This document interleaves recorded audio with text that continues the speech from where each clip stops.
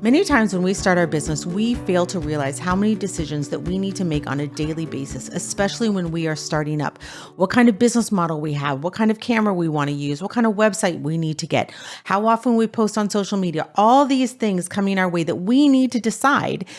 On one hand, it's a good thing because we are the ultimate creators of our business and we get to decide those things. But many times what happens is that we get caught in an overthinking decision-making process that doesn't really serve us very well. In this episode, which is episode 2 of a 2-part series that I have done with Heather Lahtinen of the Flourish Academy, what we're going to do is we're going to talk about decision making in our business and how the quicker you make decisions also means the quicker you make progress in your business and move on to the next level that you want to reach. I'm glad that you're here today for the Focal Points podcast. Welcome to Focal Points, an end photo podcast hosted by me, Dorie Howell. This is the place to be if you want to ditch the overwhelm in your business and start creating a business that you love. Well, welcome to the Focal Points podcast, everybody. I'm here again with my guest, Heather Lahtinen of the Flourish Academy. I love my conversations with her so much, but we're going to dive right in because I think this is a super, super important topic. And Heather is an expert in being able to describe this, but we are going to talk about decision making. So Heather, it might seem obvious, but I want to ask you, what is the number one thing that you think new photographers and new business owners, even sometimes established photographers and business owners, struggle with in their business? Well, it is in fact decision making. And yes. I would say that highly successful people tend to make decisions quickly and rarely change their minds. Now, that doesn't mean that they don't pivot. If something doesn't work, they will absolutely pivot. But it just means that they don't regret making a decision because they understand that any decision will move them forward. Even if it's not in the perfect direction, they can pivot. They're still in motion. They know that in order to learn, grow, etc., you have to be taking action. And overthinking, which is what we talked about on a previous episode, and not making decisions will keep you stuck. It will keep you small. It will keep you worried. You'll not be sure. You just won't feel confident. You won't trust yourself. So I want to encourage people to, even if you've said in the past, oh, I'm just indecisive.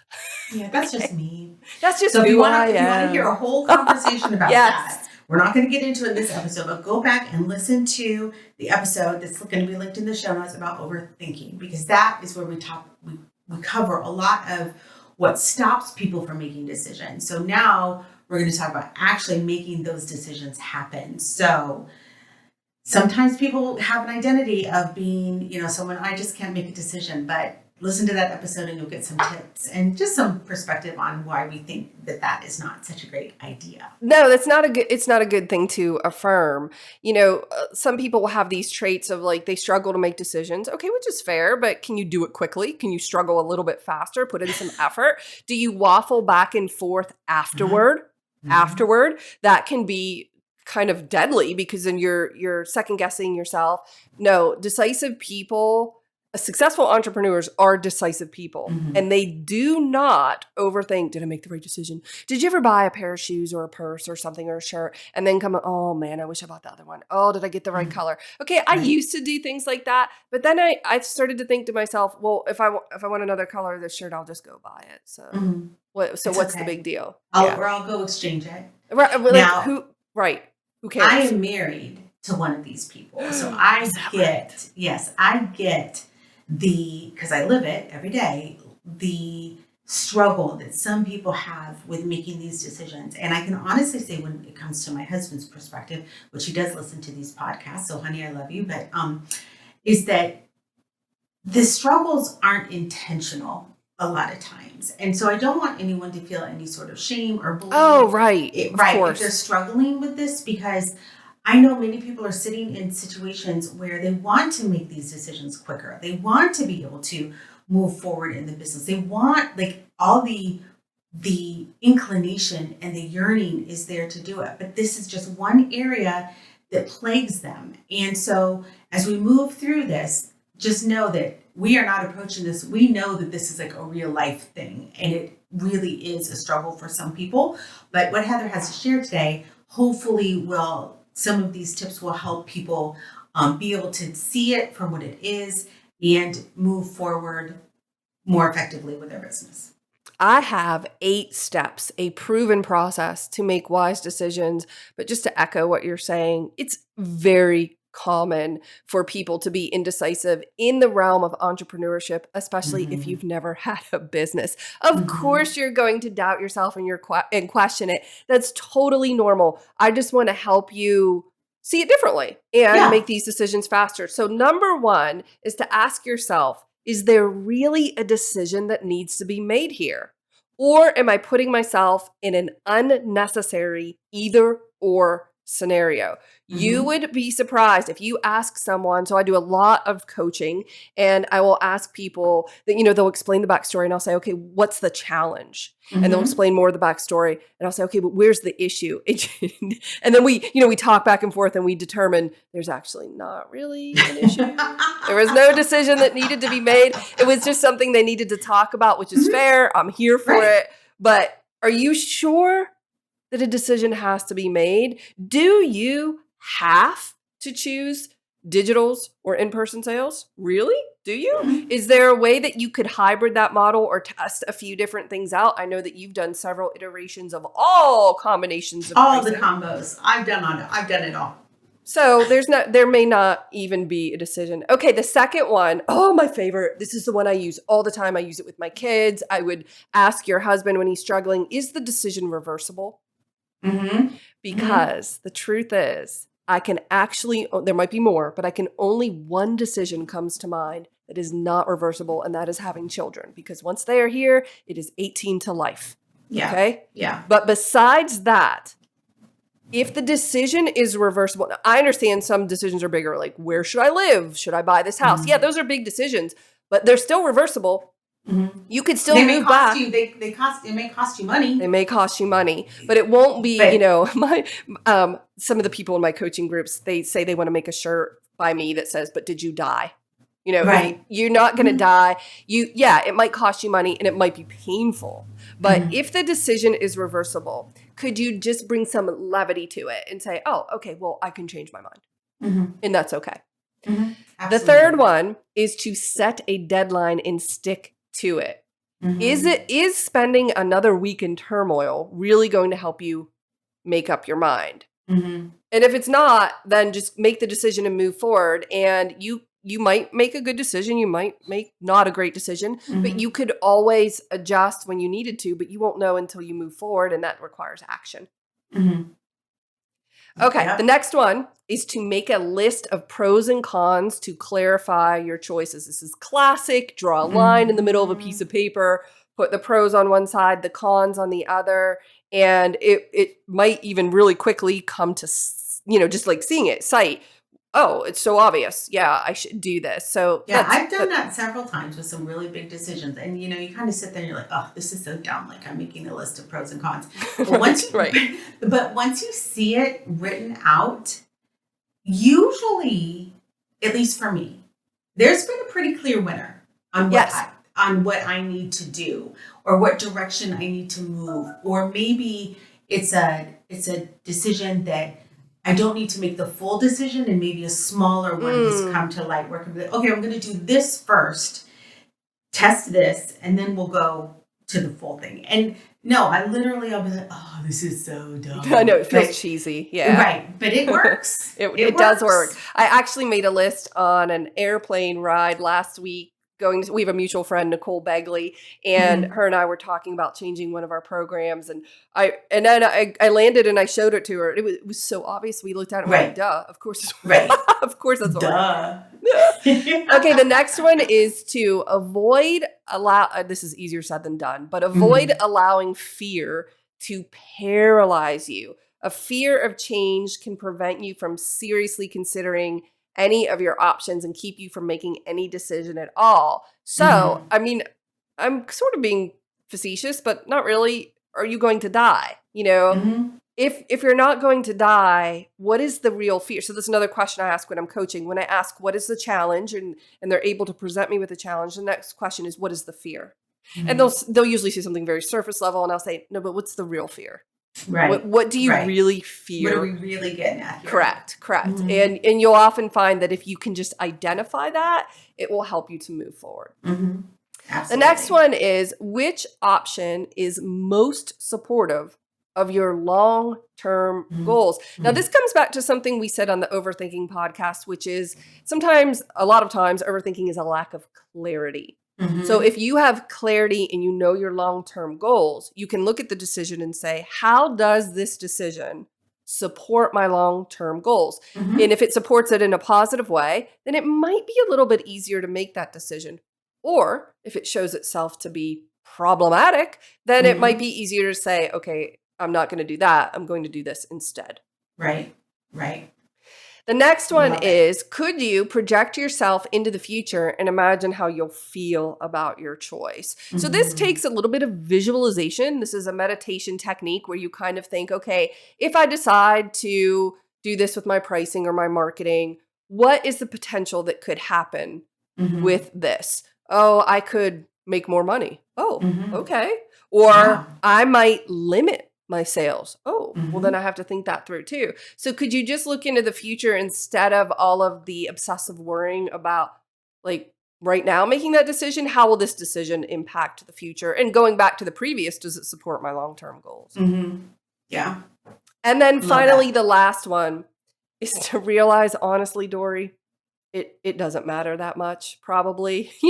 When you're faced with a couple of decent choices, either choice may work out just fine, but simply Mhm. making the choice and following through consistently will yield great results because Right. you are in motion. Right. And taking action is, again, what separates successful people from those that struggle. Mhm. Successful people take action. They don't second guess themselves, or if they do, they just do it anyway, and they continue to move forward, Right. understanding that they may make a misstep and they'll just course correct, and that's okay. Right. Right. Creating a beautiful product line to show to our clients and present to our clients sometimes can be really difficult because the options seem endless. One thing that my clients love and what I offer everyone is the complete set by Enphoto. It's a 3-in-1 combo product that allows me to give them a beautiful presentation box, a USB, and also a book or an album of all their images from their event or their session. And it's something that is a hit every single time. If you're looking for samples for your studio, absolutely take advantage of the 75% discount that Enphoto offers all new clients. Head over to our show notes page and grab that sample discount today. I think one thing, all of this is so great because some of the things that I've learned in my decision-making journey, because this is something we talked about this in the other episode that we did, but you have to be aware. You have to know that you're struggling with this. You have to see, I'm not thinking about this the way that I should. I'm really struggling with some of these decisions. But honestly, some of the decisions that I see with photographers specifically, what camera system do I use? Okay, Nikon, Sony, or Canon. They're all good. They're all good. They're all good. They're It going to take doesn't beautiful matter. pictures. It doesn't matter. Right. PC or Apple. It's all good. Like so many things that we get, what lab to use. Now, personally, obviously, we're partial to Enphoto around here. Of course. Right? But there are certain things that every lab does some things really, really well.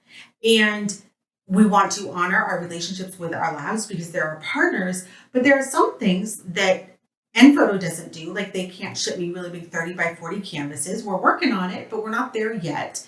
So it's taking those things and realizing it doesn't really matter. Do I need to calibrate my monitor? What calibration system do I use? Oh That's my a whole gosh. nother Do you thing. want to know how I answer that question? I get All asked right. that all the time. They'll Yeah, say, should I tell me your calibrate? answer. Yeah. I'm a little snarky. People say, do I need to calibrate my monitor? And I'm like, I don't know. Do you? Do your prints look like crap? Yeah. Okay, if your prints don't match what you see, yeah, you might need to calibrate. But did you order prints and they came back looking pretty close to what you expected? Like, whoa, this is good. Then, okay, don't touch it. Yeah. Because you're probably just going to mess it up. I don't calibrate my No, monitor. not if you don't. Why would you?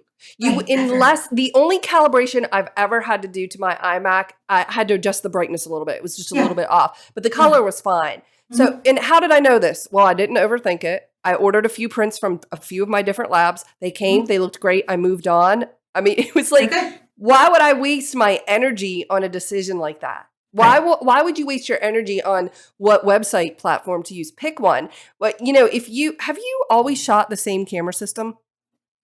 Yes, I have. Which is your Canon? I'm a Canon. Yeah. So I started as Canon, and halfway through, I've been in business about 20 years. So about 10 years in, I switched to Nikon. I also use Fuji. I could just as easily really eyeing up one of those new Canon mirrorlesses. I'm tempted to sell everything again because guess what, Dorie? It doesn't matter. I love gear. I can think of myself. You're a gearhead. I love tech. You're a gearhead. And guess what? One year I used PC, and then I switched to Mac, and now I am operating system ambidextrous. I could do either. I have a Mac laptop. I have my PC system here. I use iPad. I use iPhone. Like it just everything mixes up. And I've been okay with that. Some people may not be okay with that, but I think just sharing a few of the examples that we've had where we've had to make decisions where, in our experience, Heather's been doing this for 20 years. I've been doing this almost 15 years. It's like some of the things that we know from our experience, they just don't matter as much. They really, really don't. And so I'm going to wrap this up right now. And I want to thank you, Heather, first of all, for just being here and being such a great wealth of knowledge and friend to our audience. How can people find you? Absolutely. You can find me at flourish.academy on the internet, or you can just search Flourish Academy on Facebook and Instagram. I also have a podcast you can listen to where I talk a lot about the personal growth and development that I see as a need with photographers who maybe struggle with confidence or belief in themselves. You definitely want to listen to the Flourish Academy podcast. And I also have a download of the items we discussed available with this episode. I'll provide you with that so you can give everyone a link in the show notes and they can grab it. Yes. So what we will do is we will link all those things in the show notes. Heather has everything: YouTube, Instagram, Facebook, like the whole bit. We'll just link all those things in there. I would love that. Thank you. And we will also have a link to her download that goes over these steps. So you definitely want to get that. Don't listen to this podcast and just forget about it and think like, oh, that was some really nice talking points. Head over to the show notes page at blog.info.com/podcast. Get this download, review it, post it on your wall if you struggle with this, and really see if you can create a space in your brain for your business that allows you to make decisions quickly, so that you can always be moving forward in your business. So we just want to thank you so much for spending some of your time with us today, Heather, and listeners. Thank you so much. Thank you for being a listener to the Focal Points podcast. Thank you to End Photo for your sponsorship. I'm Dorie Howell, and we will see you all next time. Hey everyone, I hope you've enjoyed the program. I have a quick request. If you've enjoyed this program or enjoyed other programs that we've brought to you courtesy of Focal Points and End Photo, I would love for you to head over to Spotify or iTunes and leave us a review. These help us more than you know when it comes to getting the word out about the program and how we can help other photographers who might be dealing with some of the same struggles that you are. We appreciate your time. We appreciate your review today.